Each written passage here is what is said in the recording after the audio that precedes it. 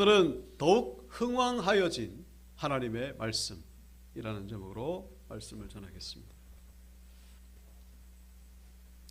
우리가 지난 주일 말씀 속에서 이제 감옥에 베드로가 갇혔습니다마는 교회의 중보 기도를 통해서 기적적인 방법으로 베드로가 탈출하게 되었죠. 감옥에서 나온 베드로가 이제 기도하는 그 공동체, 신앙 공동체로 향하게 됩니다마는 자신이 석박된 것은 이제 알리고 베드로가 이제 그곳에 계속 있을 수가 없죠. 왜냐하면은 베드로가 탈출했다는 것이 알려지자마자 베드로는 이제 수배령이 내려졌기 때문입니다. 그래서 이 베드로는 이제 그곳을 떠나게 되고,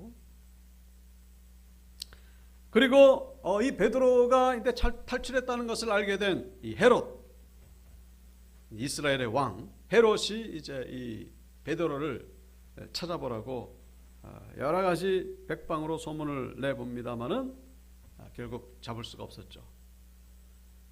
그래서 참 그 분풀이 겸 애꿎은 그 파수꾼들, 베드로를 지켰던 군사들을 다 죽이라고 명령을 내리고, 그리고 이제 이 헤롯은 그 유대를 떠나서 가이사랴라고 하는 도시로 이제 가서 거기에 머물게 되었다라고 하는 내용이 지난 시간에 나오는 내용이었습니다. 이 짧은 이 내용입니다만은 우리는 여기서 두 가지를 우리가 묵상하게 되죠. 우선 이 베드로가 이제 이방 지역에서 복음을 전하기 시작했다는 것입니다. 그동안 이스라엘에만 머물렀던 이 베드로도 이제는 바울처럼 이제 이방 지역을 향해서 이제 복음을 전하는 그런 이방 선교 사역자로 변화되었음을 성경은 우리에게 보여주고 있습니다. 바로 이 핍박, 이 감옥에 갇혔던 이 사건을 계기로 인해 가지고 그럴 수밖에 없는 것이, 이제 베드로는 이스라엘에 머물 수가 없어요. 이스라엘에 있다가는 당장에 헤롯에게 잡혀서 죽을 수 있기 때문에 이 이스라엘을 밖으로 나가야죠. 그런 걸 보면은 이 베드로가 핍박을 당했던 것도 결국 하나님의 그 전 세계를 향하여 복음을 증거하라고 하신 하나님의 그 뜻이 베드로를 통하여 이루어진 것이라는 것을 우리가 알 수가 있죠. 우리가 지난 시간 사도행전 7장의 그 스데반이 죽는 사건을 계기로 교회가 흩어지게 되고 복음이 전 세계로 이제 퍼져나가게 된 것을 통해서 하나님의 뜻이 이루어진 것을 우리가 봤습니다만은, 같은 패턴이, 같은 원리가 이 베드로에게도 임하고 있는 것을 우리가 볼 수가 있죠. 그러니까 베드로에게 임한 이 핍박은 핍박으로 끝난 것이 아니라 하나님의 뜻이 이루어지기 위한 하나의 과정이라는 것을 알 수가 있죠. 그래서 이게 안 되나요? 네.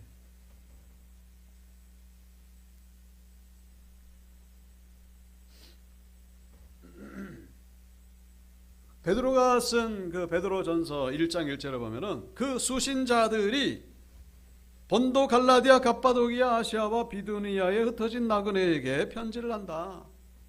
이게 다 이방 지역이죠. 그러니까 베드로가 이 지역을 다녔다는 것을 우리가 짐작해 볼 수가 있습니다.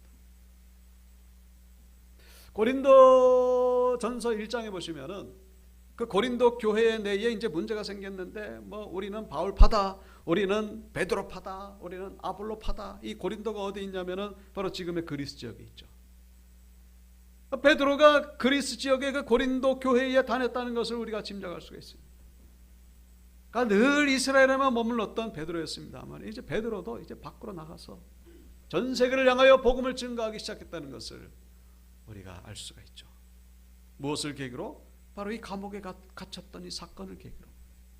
그러니까 감옥에 갇혔던 것이 결코 불행으로 끝나는 것이 아니라, 핍박으로 끝나는 것이 아니라 도리어 하나님의 뜻을 이루기 위한 하나의 과정이었고 하나의 어떤 하나님의 계획이었음을 우리가 알 수가 있다는 것입니다. 여러분, 같은 원리가 우리의 삶 가운데도 일어나고 있다는 사실을 기억하시기 바랍니다. 우리에게 아무리 힘들고 어려운 일이 있다 할지라도 여전히 하나님은 일하고 계시고, 우리 인사를 나눴잖아요. 하나님이 일하십니다. 하나님의 뜻을 이루기 위한 한 단계라는 사실, 한 과정이라는 사실. 여러분, 마귀가 우리를 핍박한다 할지라도 그 위에는 하나님이 계신다라는 사실 잊지 마시기 바랍니다. 모든 일들은 다 하나님이 주관하십니다. 여러분, 좋은 일만 하나님이 주관하시는 것이 아니라 우리가 볼 때에는 나쁜 일도 불행한 일들도 모든 일들을 하나님이 섭리하시는 거예요. 지금은 당장은 잘 몰라요. 왜 그런 일이 벌어지는지 해석하기 어려운 일이 많습니다만 나중에 알고 보면은 결국 하나님의 뜻이 이루어지는 것을 보게 되는 것이죠. 우리가 소망을 가져야 되는 이가 바로 여기에 있는 것입니다. 끝까지 하나님의 말씀 붙잡고 하나님 떠나지 마시고 하나님 곁에 붙어 계시면 결국에는 승리하게 된다는 것을 기억하시는 여러분들 되시길 주 이름으로 축원드립니다. 베드로 감옥에 갇혔던 것이 이게 불행이 아니었다. 이게 하나님의 뜻을 이루기 위한 과정이었을 거예요. 그래서 감옥에 갇혔던 거였구나. 더욱더 하나님의 뜻을 이루는 데 쓰임받는 베드로가 되었다, 그런 얘기죠. 자, 그런데 이 베드로와는 달리 이 헤롯, 이 사건을 계기로 이제 베드로와 헤롯이 갈라지는 거예요. 헤롯은 어떻게 변했을까? 헤롯은 어떻게 됐다고요? 그 베드로를 못 잡으니까 애꿎은 그 보초 섰던 그 군사들을 죽이라 명령하고 가이사랴로 가버렸다라고 그렇게 성경은 기록하고 있죠. 헤롯은 지극히 육신에 속한 자였다는 것을 성경은 우리에게 보여주고 있습니다. 베드로와 헤롯은 아주 참 극과 극이죠. 우리가 지난 주일에도 그런 말씀 나눴습니다만 베드로가 지금 감옥에서 기적적인 참으로 희한한 방법으로 나온 것이 벌써 두 번째입니다. 이 베드로가 지금 탈출했다는 것이 헤롯에게 보고되어지면서 그 자세한 내용이 분명히 알려졌을 것입니다. 분명히 우리가 둘은 양쪽에 딱 붙어가지고 있고 둘은 바깥에서 지키고 있고 도저히 나갈 수 없는데 희한하게 나갔습니다. 여러분, 그 일이 헤롯에게 안 알려졌겠습니까? 지금 벌써 두 번째입니다. 그렇다면 이 헤롯이 뭔가 이 일에는 어떤 특별한 의미가 있다. 뭔가 이 사건 속에서는 단순한 어떤 그 희한한 일이 아니라 이 속에는 하나님의 메시지가 들어있다. 하나님의 뜻이 담겨 있다. 이 사건 속에서 뭔가 좀 고민을 하고 뭔가 묵상을 해야 될 텐데 그런 모습은 전혀 찾아볼 수가 없고 그냥 사람 죽이라고 명령 내리고 가이사랴로 훌쩍 떠나버리는 그런 헤롯의 모습, 육신에 속한 헤롯의 모습을 발견하게 된다는 것이죠. 헤롯에게 너무 무리한 것을 요구하는 것인가요? 헤롯이 그래도 뭔가 이 사건 속에서 뭔가 하나님의 뜻을 깨닫고 그것이 뭔가 어울리지 않는 모습이라고 생각하십니까? 우리 성경에서 발견되어지는 이 헤롯은 이제 그 예수님 태어날 때의 그 헤롯의 손자라는 것을 말씀드린 적이 있죠. 헤롯 아그리빠인데 우리가 그 헤롯에 대한 이야기가 그 요세푸스라고 하는 그 예수님 당시에 그 어간에 활동했던 유대인 역사학자, 예수님의 그 시대하고 별로 그 차이가 안 납니다. 그때 활동했던 유대인 역사학자 요세푸스라고 아주 유명한 사람이 있습니다. 이분이 쓴 책에 이렇게 나오고 있는데 거기 보시면요, 이 헤롯이 어떤 사람이냐면은 종교 유대의 율법에 대해서 아주 열심히 지켰던 그런 사람으로 나오고 있습니다. 그래가지고 하루라도 제사를 드리지 않고 보내는 날이 없을 정도로 아주 종교적인 열심히 대단했던 사람, 그런 사람이 헤롯 아그리빠. 심지어는 좀 아주 나눠주기를 또 좋아하고, 그리고 자기를 그렇게 험담하는 어떤 그 시몬이라고 하는 사람인데 그 사람 불러다가 단칼에 처단할 수 있죠. 근데 그렇게 하지 않으려고 너 왜 나를 그렇게 비난하냐. 그랬더니 시몬이 무서워가지고 잘못했습니다, 살려달라고 그랬더니 그 자리에서 용서해 줄 뿐만 아니라 선물을 싸가지고 이렇게 줬다고 하는 그런 기록이 남을 정도로. 야, 헤롯 아그리빠가 이런 사람이었나? 이 성경과는 완전히 대조가 되는 그런 인물이죠. 그러면 성경이 틀린 건가요? 성경에서 비춰지는 모습은 뭐 야고보를 그 칼로 쳐 죽이고 베드로를 감옥에 가두고 보초를 그냥 다 죽이라고 명령해요. 이 잔인해 보이잖아요. 그런데 요세푸스가 기록한, 물론 뭐 다 그런 모습만 있는 건 아닙니다만 아주 그런 인자한 모습도 있습니다. 종교적으로 열심인 그런 모습도 나오고. 그럼 요세푸스가 틀린 건가요? 제가 볼 때는 둘 다 맞다고 생각합니다. 다시 말씀드리면 이중적인 모습이죠. 이중적인 모습이 헤롯에게 있는데 누구에게나 이런 모습은 있을 수가 있다는 것입니다. 사람은요, 완벽할 수가 없어요. 아주 경건하고 종교적인 열심만 가득 찬 게 아니에요. 우리 사람의 이 심령 가운데는 이런 모습도 있고 저런 모습도 있는 것입니다. 어떨 때는 잔인한 모습도 있고 어떨 때는 아주 경건한 모습도 있고 모든 사람들이 다 가지고 있는 모습이에요. 그런데 요세푸스는 이제 그 긍정적인 모습이 이제 거기에 일부분이 나와 있는 것이고, 그런데 성경에는 그 잔인한 모습이 그려져 있을 뿐이지 모순된 게 아닙니다. 정확하게 성경도 정확하게 기록한 것이고 요세푸스도 정확하게 기록한 거예요. 헤롯 아그리빠가 그런 사람이었는데 헤롯 아그리빠만 그런 것이 아니라 모든 사람들이 다 그렇다는 것입니다. 그런데 우리 앞에 당장에 어떤 육신에 속한 일과 영적인 일이 동시에 다가오게 될 때에, 그때 우리 대부분의 사람들은 영적인 것은 그냥 내팽개쳐버리고 육신의 것을 추구하고 육신의 것을 따라가게 된다는 것을 헤롯의 모습을 통하여 우리에게 말씀해 주고 있다는 것입니다. 우리는 다 하나님의 뜻대로 살기를 원합니다. 그러나 우리 앞에 당장의 육신의 일이 딱 닥치면요, 하나님의 일이고 뭐고 다 잊어버리는 거예요. 그건 나중에 하고 우선은 이것부터 취하자. 여러분, 그런 헤롯 모습이 여러분 다른 사람이 아니라 바로 우리 자신이라는 것입니다. 헤롯을 욕할 게 아니라 헤롯 속에서 우리 자신을 발견하게 된다는 거예요. 육에 속한 자. 헤롯이 지금 가이사라로 내려갔다라고 그렇게 기록하고 있죠. 가이사라로 간 이유가 뭐냐? 가이사라로 간 이유가 바로 육적인 일이었다, 그런 얘기입니다. 그래서 우리는 여기 성경에는 좀 자세하게 안 나왔습니다만 요세푸스의 그 기록을 우리가 좀 인용할 필요가 있죠. 가이사라로 간 이유는 다른 게 아니라 정치적인 이유 때문이에요. 정치적인 이유 때문에.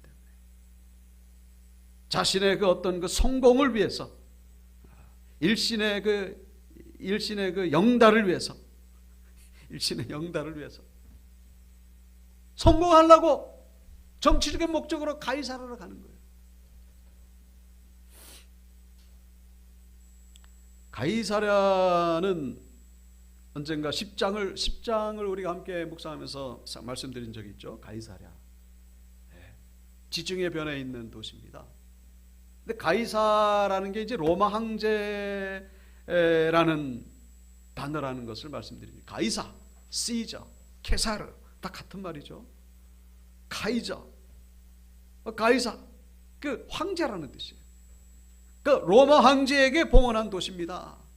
그래서 이때 당시에 이스라엘의 수도는 예루살렘이 아니라 가이사라였다라는 것을 말씀드린 적이 있죠.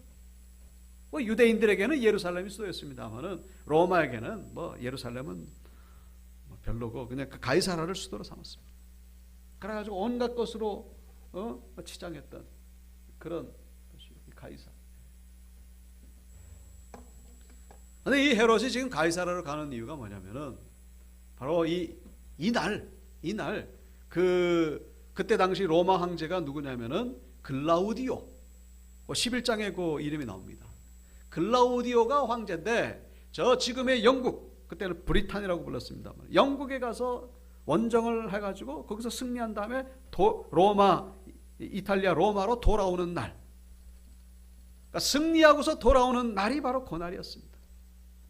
그래가지고 헤롯이 가이사라로 가가지고 그 글라우디오의 그 승리를 기념하는, 그 축하하는, 그 글라우디오를 글라우디오를 칭송하고 찬양하는 그런 행사를 하기 위해 가지고 가이사라로 가는 것입니다. 물론 글라우디오가 가이사라로 오는 거냐? 그런 건 아니에요. 글라우디오는 그냥 로마에 있는 거고 가이사라는 아무도 없어요. 아무도 없지만은 거기서 자기 혼자서 그냥 북치고 장구치고 그러면서 글라우디오를 찬양하고 막 그런 겁니다. 근데 그 소식이 이제 글라우디오에게 전달해지겠죠. 저 이스라엘을 통치하는 헤롯이 이 글라우디오 황제를 위하여 그렇게 찬양하고 그런 행사를 벌였습니다. 그것이 글라우디오의 귀에 들어가면은 글라우디오가 기뻐해가지고 헬레오 헤롯을 더욱더 인정하고 더욱더 상급을 줄 수 있다는 것을 그걸 기대하고서 헤롯이 그것을 놓칠 리가 없는 거예요. 바로 지금 이 날 글라우디오가 로마로 돌아오는 날이다. 이 때를 내가 놓치면 안 된다. 근데 그날 어떤 일이 벌어졌다고요? 베드로가 탈출한 바로 그 날입니다. 만약에 이 글라우디오가 로마로 돌아오는 날이 이 날이 아니었더라면 헤롯이 지금 가이사라로 갈 일이 없었더라면 아마 한 번쯤은 생각해 봤겠죠. 이게 도대체 무슨 뜻일까? 그 종교에 대해서 열심히 있었던 그런 헤롯이니까 이 베드로가 도망친 것, 이 사건 속에는 어떤 하나님의 뜻이 있을 것이다. 그러면서 나름대로 고민하고 묵상하고 깊이 생각을 했을 것입니다. 그런데 하필이면은 바로 그날 그런 이 로마 황제가 돌아옴으로 인해 가지고 가이사라로 갈 일이 생긴 거예요. 그러니까 베드로를 묵상을 한 번쯤 해야 되는데 가이사라로 가야 되기 때문에 묵상을 할 시간이 없는 거예요. 하필이면 왜 그날 로마 황제가 돌아왔을까? 이게 우연이라고 생각하는 거예요. 이거는 우연이 아니라는 것입니다. 육적인 사람은요 항상 육적인 일로 바쁘다는 것을 성경은 우리에게 말씀해 주고 있습니다. 그 안에 육신적인 것으로 가득 찬 사람은요 희한하게도 자꾸만 육신적인 것들이 나를 괴롭혀요. 나를 영적인 사람으로 만들지 않도록 자꾸만 방해를 합니다. 내 안에 육적인 소욕이 가득 차면요 내가 이 일을 불러들이는 거예요. 지금 한 번쯤이라도 베드로를 묵상하고 하나님을 묵상하고 그러면 참 좋았을 텐데 여러분 결론을 보시면 아시겠습니다만 이 헤롯이 가이사라로 가는 바람에 헤롯은 비참하게 죽게 됐습니다. 가이사라를 안 갔더라면 그는 살았을 거예요. 그런 베드로를 묵상하고 하나님을 묵상했으면 아마 그는 좀 더 오래 살았을 것이고 지금의 이런 나쁜 이미지의 헤롯이 되지 않았을 것입니다. 근데 하필이면은 왜 그때 로마 황제가 그날 돌아오는 바람에 왜 가이사라로 가야 될 일이 생겼냐 이 말이죠. 근데 그것은 하필이 아니라 그건 우연이 아니라 뭐라고요? 자기가 그렇게 만들었다라는 사실. 헤롯이 의지로 그렇게 만든 건 아니겠죠. 여러분 우리가 사는 모든 일들은 물리적인 법칙에 의해서만 돌아가는 것이 아니라 그 배후에는 영적인 원인이 돼가지고 일들이 돌아가고 있다는 사실을 잊지 마시기를 주의 이름으로 축원드립니다. 영적인 법칙에 의해서 돌아가는 거예요. 내 안에 육신적인 것으로 가득 차면은 뭐 이상하게 자꾸만 내 옆에는요 육신적인 것들로 가득 차가지고 내가 영적인 사람이 되는 데 있어가지고 방해거리가 얼마나 많은지 몰라요. 내 안에 내 심령이 먼저 변화되지 않으면요 거기서 벗어나기 어렵습니다. 시편 23편 우리가 잘 아는 다윗의 고백이죠. 내 평생에 뭐가 따른다는 거예요? 선하심과 인자심이 반드시 나를 절절절절 따라다닌다. 내가 따라가는 것이 아니라 희한하게 그게 나를 따라옵니다. 내가 여호와의 집에 영원히 살리로다. 이 다윗의 고백. 어떻게 하니까 이런 일이 벌어지는 거예요? 여호와는 나의 목자시니 내가 부족함이 없으리로다. 하나님을 목자로 삼는 인생은 이런 일들이 벌어지게 된다는 것입니다. 선하심과 인자하심. 야 일로 와 나를 좀 따라다녀. 여러분 그렇게 해가지고 따라다닙니까? 그게 아니고 내가 하나님을 목자로 삼을 때에는 내 주변에서 일어나는 일들이 은혜스러운 일들, 선하신 일들, 하나님이 역사하시는 일들, 나에게 도움이 되고 유익이 되고 은혜가 되는 일들이 벌어지게 된다는 것입니다. 그런데 그렇지 않은 인생, 하나님을 목자로 삼는 것이 아니라 사람을 목자로 삼고 돈을 목자로 삼고 이 세상을 목자로 삼고 눈에 보이는 것을 소망으로 삼을 때에는 희한하게도 선하신가 인자하신가는 전혀 반대되는 일들이, 자꾸만 육신의 일들이 벌어지게 되고 그것을 안 하면 안 되는 그런 상황 속으로 나를 몰고 가게 된다는 사실. 그 다음에 나오는 창세기 4장 7절, 선을 행하지 아니하면 죄가 문에 엎드려 있느니라. 죄가 너를 원하냐? 너는 죄를 다스릴지니라. 이 말씀이 뭡니까? 그 가인이 자기 친동생 아벨을 죽이기 직전에, 죽인 다음에가 아니라 죽이기 직전에 하나님이 주신 말씀 뭐예요? 선을 행하지 아니하면 죄가 문에 엎드려 있느니라. 선을 행하지 아니하면 이건 뭡니까? 이거 선한 마음을 품지 않으면, 지금 가인은 아벨을 죽이기로 마음을 먹었어요. 그 악한 마음을 품었습니다. 그러면은 죄가 문에 엎드려 있느니라. 그 죄와 상관 있는 그런 일들이 너에게 찾아올 것이다, 그런 얘기죠. 내 심령이 내 상황을 만들어버린다, 그런 얘기입니다. 우리는 상황에 우리의 심령이 지배를 당하기도 합니다만, 반대로 우리의 심령이 우리 주변 상황을 그렇게 결정지어버리고 만나는 것을 성경은 우리에게 말씀해주고 있는 것이죠. 그래서 희한하게도 가인이 아벨을 쳐 죽이기 딱 좋은, 표현이 좀 그렇습니다만 동생을 쳐 죽이기에 아주 적합한 그런 상황이 만들어지는 거예요. 들에 아무도 없을 때, 아무도 보지 않을 때 죽이기 딱 좋은 바로 그 시간이 찾아온 겁니다. 그런데 그 상황을 누가 만들었다고요? 이 가인이 아주 그냥 교묘하게 그런 환경으로 만든 것이 아니라 그 심령이 그렇게 만들었다는 것입니다.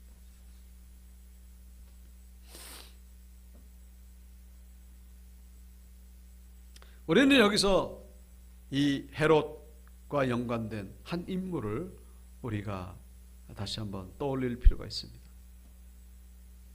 창세기 25장 34절,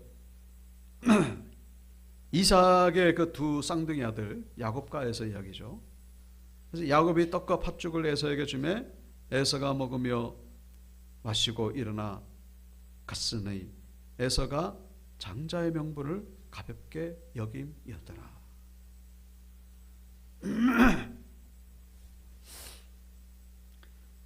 에서가 이삭의 장남으로 태어났습니다. 그런데 그때 당시에 장남으로 태어난 것은 참 복으로 여겨졌죠.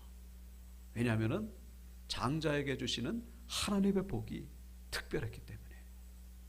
차남과 막내와는 다른, 그건 뭐 인간의 능력으로 되는 것이 아니라 하나님이 주시기로 약속한 그런 복이 특별하기 때문에. 그런데 이 형 에서는 거기에 대해서는 관심이 없었다, 그런 얘기죠. 그런데 이 동생 야곱은 거기에 대해서 관심이 많았어요. 하나님이 주시는 복. 그래가지고 이 집 방법이 아주 잘못된 겁니다만은 형에게서 그 장자의 명분을 뺏기 위해 가지고 그냥 절호의 기회를 노리다가 그 배고픈 형에게 팥죽 한 그릇을 내민 것이죠. 그랬더니 에서가 장자의 명분은 니나 가지고 팥죽이나 달라. 배고파 죽겠는데 무슨 장자의 명분이냐. 에서가 왜 이런 생각을 했을까요? 복이라고 하는 것은 하나님이 주는 게 아니라 내 능력과 내 지혜로 얻어지는 것이지 무슨 하나님이 주고 말고 할 게 어디 있어. 그건 미신이야. 내가 열심히 살면은 내가 잘 살게 되는 것이고, 내가 똑똑하고 내가 지혜로우면은, 내가 사람들에게 인정받으면 그러면 성공하는 것이지 무슨 하나님의 복을 주시냐. 그런 건 없어. 에서의 지극히 유부에 속한 모습을 성경은 우리에게 보여주고 있죠. 그래가지고 이 에서는 어떻게 살았다고요? 칼을 들고 살았어요. 칼을 들고 남을 해치고 그래야만 먹고 살 수 있으니까. 그래서 이 역사의 저 변두리로 흘러가다가 그 에서의 후손 가운데 누가 태어났다는 것입니까? 오늘 본문의 주인공 헤롯 아그리빠가 바로 이 에서의 후손임을 성경은 말씀해 주고 있죠. 그 영적인 흐름이 흘러가는 거예요. 그 에서의 그 육에 속한 그 모습이 이 헤롯에게서 그대로 보여지고 있죠. 하나님의 일에 대해서는 전혀 관심이 없습니다. 하나님의 일을 하는 이 베드로와 야고보를 죽일지언정 영적인 일에는 아무 관심도 없고, 어떻게 해야 지금 성공할 수 있을까? 누구처럼? 에서처럼. 지금 당장에 가이사라를 가가지고 저 로마 황제 글라우디오에게 잘 보이는 일을 해야, 그래야 내가 성공하는 것이고, 그래야 내가 행복한 삶을 사는 것이고, 그래서 가이사라를 간 겁니다. 오늘 본문을 통하여 우리는 다시 한번 우리 자신의 모습을 한번 돌이켜 보시길 바랍니다. 헤롯이 다른 사람이 아니라 바로 나일 수 있다라는 것. 우리가 하나님을 섬기면서도 우리 여전히 육에 속한 모습이 우리 안에 들어 있을 수가 있죠. 결정적인 순간에 하나님을 놔버리고 세상을 선택하는, 세상적인 것을 선택하고 육적인 것을 선택하고, 그런 경우가 우리에게 있을 수 있다는 것입니다. 우리는 육신을 입은 존재이기 때문에 육신의 것을 우리는 추구해야 됩니다. 그 자체가 잘못된 것은 아니죠. 그런데 문제는 뭡니까? 영에 속한 것들은 전혀 관심이 없이 온통 그냥 바쁜 거예요. 온통 정신없이 살아가는 것입니다. 그것이 바로 본문에 나오는 헤롯과 같은 것이고 에서와 같은 것이고, 우리는 좀 더 기도해야 되는 것이고, 좀 더 시간을 내서 말씀을 묵상해야 되는 것이고, 좀 더 하나님의 일에 관심을 가지고 봉사하고 희생하고 십자가를 지고,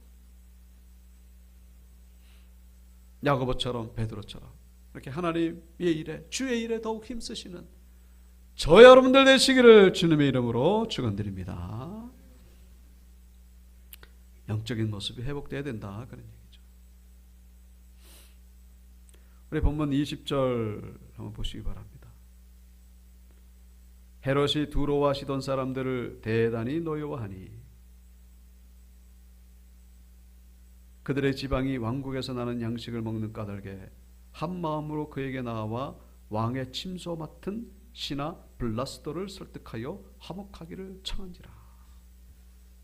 이 20절의 배경을 좀 우리가 이해하실 필요가 있는데, 자, 그래야 헤롯이 왜 죽었는지를 우리가 알게 되기 때문에. 헤롯이 죽거든요.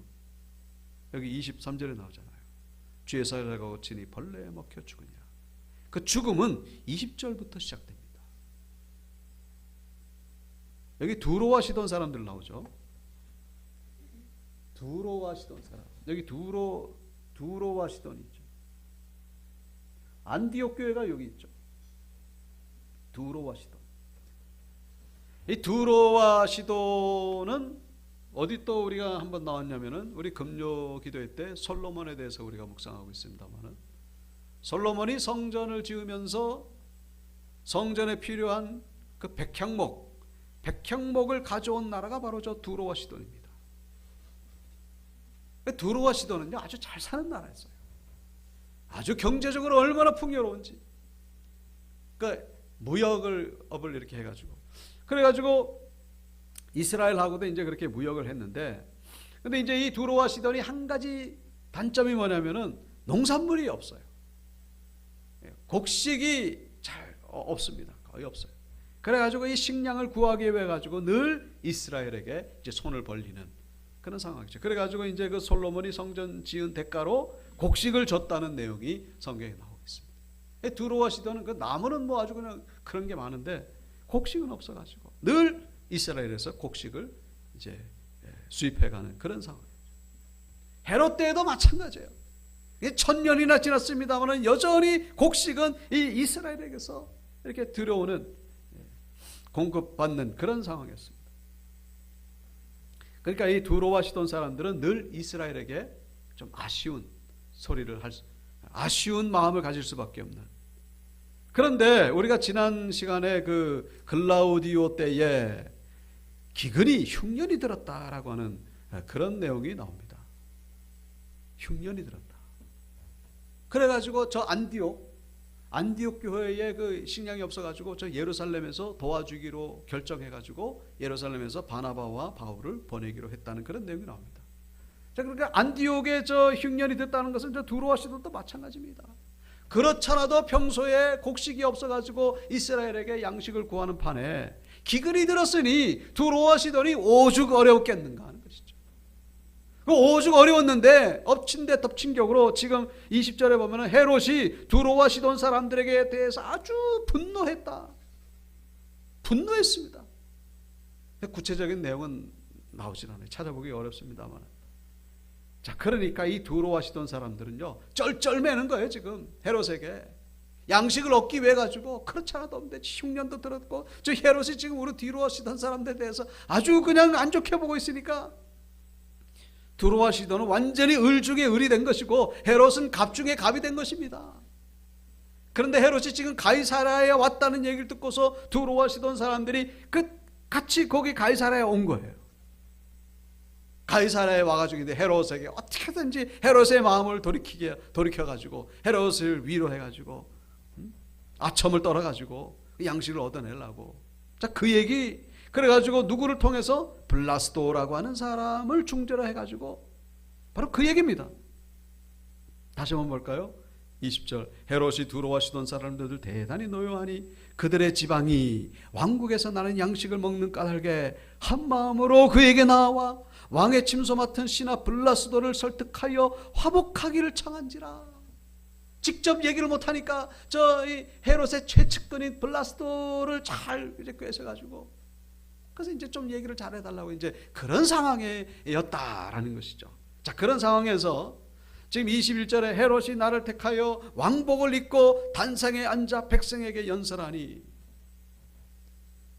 이 성경에는 단순히 이렇게만 나옵니다만은 아까 전에 말씀드린 그 요세푸스 그 기록에 의하면요 은으로 만들어진 옷을 입고서, 여러분 소위 그 밤무대에 그 은빛으로 바짝바짝바짝한 그런 가수들이라든가 그 연예인들 나와가지고 쇼를 하잖아요. 그런 옷, 요즘이야 그런 걸 뭐 자주 볼 수 있습니다만 옛날에는 그런 거 보기 드물잖아요. 은으로 바짝바짝바짝하는 그런 옷을 이 헤롯이 입고서, 헤롯은 워낙에 이 과시욕이 대단한 사람이기에 가지고, 그래가지고 이때가 이 아침이었습니다.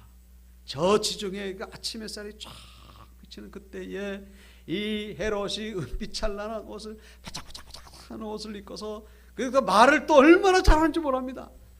저는 말을 잘 못합니다만 이 연설에 있어가지고 대가예요. 그래가지고 이 헤롯이 그 은빛 찬란한 그 멀리서 보면 완전히 그냥 그 빛 속에 감춰진 그런 참 신비한 그런 인물이 되는 것이죠. 이건 뭐 헤롯이 글라우디오를 찬양하기 위해서 지금 나를 택한 게 아니라 자기 찬양하는 그런 날이 되고 말았죠. 그래가지고 막 연설을 합니다. 연설을 하니까 여기 22절에 백성들이 크게 부르되 이것은 신의 소리요 사람의 소리가 아니다. 저건 사람이 하는 말이 아니라 저건 신에게서 나오는 소리다. 여기에 대해서 또 요세푸스 기록에 의하면은 신이여 우리에게 자비를 베푸소서. 우리가 지금까지는 왕을 한 인간으로서 존경해 왔으나 이제부터는 왕을 인간과는 다른 존재로 인정하겠나이다. 여러분 이 얘기를 누가 했다고요? 그 지금 양식을 지금 빌리러 온 두로와 시돈 사람들. 이게 과장된 그런 내용이기도 합니다만 어떻게 보면 완전히 그냥 그 황홀경에 정신을 잃어버린 그런 모습이죠. 온갖 최고의 그냥 찬양을 해요. 난리가 아니죠. 난리가 아니죠. 자,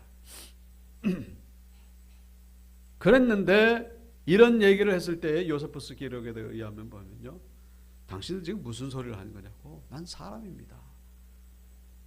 고넬료 집안에 들어갔을 때에 베드로를 향해서 사람들이 막 엎드려가지고 막 그러잖아요. 그 베드로가 뭐라 그럽니까? 나는 신이 아니고 사람이다.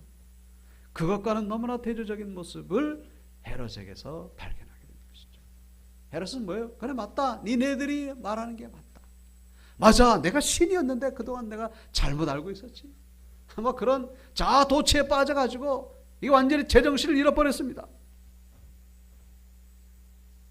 그래서 결국 23절에 헤롯이 영광을 하나님께 돌리지 아니하므로 주의 사자가 고치니 벌레에게 먹혀 죽었다라고 그렇게 기록되어 있죠. 학자들에 의하면 그 헤롯의 그 장에 있는 회충이, 여러 마리의 회충이 이제 몸을 꼬우면서 이게 공처럼 굳어짐으로 이 장이 막혀가지고 장폐색으로 죽었을 것이다 라고 그렇게 내다보고 있습니다. 어찌됐건 간에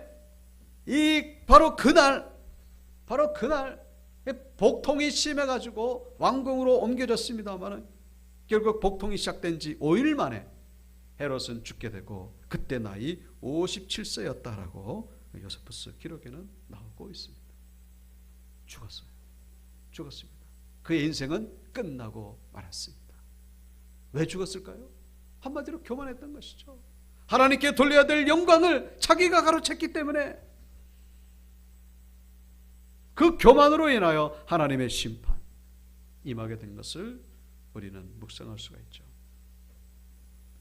마태복음 5장의 말씀을 우리가 묵상할 수 있습니다. 나는 너에게 이르노니 도무지 맹세하지 말지니 하늘로도 하지 말라. 이는 하나님의 보좌이며 오직 너희 말은 옳다 옳다 아니라 아니라 하라. 이에서 지나는 것은 악으로부터 나느니라. 당신은 신입니다. 그랬을 때 이 헤롯이 해야 될 말은 뭡니까? 아니다 라고 했어야 됩니다. 우리는 예스와 노를 분명히 해야 된다는 것입니다. 맞아 예스야, 나는 신이야, 그러다가 죽었다는 것이죠. 거기에 대해서 노를 할 수 있어야 되는데 노를 하지 못함으로 인해 가지고 우리의 삶 속에서도 그런 일들이 많이 벌어진다는 것입니다. 예스를 해야 될 때에 예스를 하고 노를 해야 될 때에 노를 해야 되는데 예스에서 노가 나오고 당신은 신입니다, 노가 나와요. 죄와 타협해야 되는 그 상황 속에서 이 노가 나와야 되는데 그 예스. 이 시간은 기도해야 되고 우리가 예배드려야 되고 하나님 앞에 봉사해야 되는 그 시간, 그 예스 나와야 되는데 그 노가 나오는 거예요. 노가. 야고보를 죽이고 베드로를 죽이면은 내가 유대인들에게 인기가 얻어져 가지고 내가 더욱더 성공할 것이다, 그런 헤롯의 생각, 거기에 대해서 노 했어야 되는데 예스함으로 인해 가지고 결국 그는 죽음을 향하여 나아가게 되었음을 성경은 우리에게 보여주고 있죠. 가이사랴로 가가지고 글라우디오에게 잘 보이는 일을 하면은 내가 성공할 것이다. 지금 베드로가 이 탈출한 것, 이거 뭐 그건 그거고, 거기에 대해서 노 했어야 되는데 노 하지 못함으로 인해 가지고 결국 그는 죽음을 향해 나아가게 된 것을 성경은 우리에게 보여주고 있죠. 단순한 죽음이 아니고 우리에게 주시는 메시지가 담긴 죽음이라는 사실.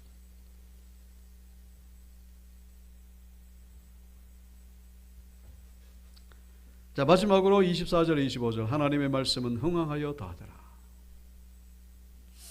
헤롯이 죽은 것은 관심 없고 하나님의 말씀은 여전히 흥황하여지더라. 뭐 관심이 없다는 것은 좀 표현이 어울리지 않겠습니다만, 세상에 아무리 뒤죽박죽이 되고 오르락내리락하고 온통 뭐 난리가 나고 여전히 하나님은 일하시고 계심을 우리에게 보여주고 있죠. 하나님의 말씀은 흥하여더라. 그래가지고 바나바와 사울이 부조한 일을 마치고 뭐 계획했던 일들이 그대로 순조롭게 돌아가고 있습니다. 마가라는 요한을 데리고 예루살렘으로 돌아오니라. 헤롯에 대해서 제가 뭐 좀 장황하게 말씀드렸습니다만 헤롯에게 있어가지고는 엄청난 일이죠. 그러나 일반 사람들 볼 때도 엄청난 일입니다. 그러나 이 모든 것들은 그렇게 그냥 허무하게 끝났습니다. 그러나 하나님의 일은 여전히 저 변두리에서 계속해서 이루어지고 있음을 우리에게 보여주고 있죠. 개는 짖어도 열차는 계속해서 가는 것처럼 하나님의 역사는 계속해서 진행되고 있다는 것이죠. 여러분의 개인의 삶 가운데 힘든 일, 어려운 일이 있습니까? 그럼에도 불구하고 여전히 하나님은 일하고 계신다는 사실. 저 지구가 도는 걸 보십시오. 어제도 돌았고 오늘도 돌았고 2차 세계대전 그 난리통에도 여전히 지구는요 하루에 한 바퀴씩만 돕니다. 아주 무관심해 보여요. 아주 무슨 관심이 없는 것처럼 보입니다.